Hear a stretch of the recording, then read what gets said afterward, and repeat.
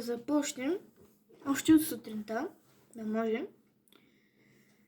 Как да пестим водата, например, когато си мием зъбите. Елате сега да ви покажа.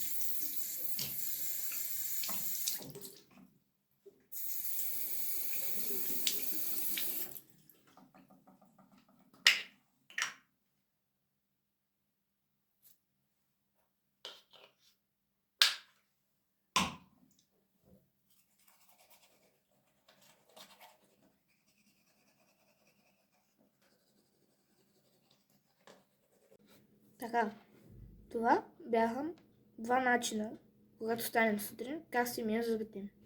Кажете, вие по кой начин си миете зъбите? Първи или втори? За да може да запазваме океаните и водите в света, трябва да не си свърляме боклуците, да пазим възможно най-много природата чиста, защото това съответно е с боклуците и замърсяването. Трябва да бъдем по-разумни, като, например, когато си вземем шише и е пластмасово, да ги рециклираме, където пише на опаковката.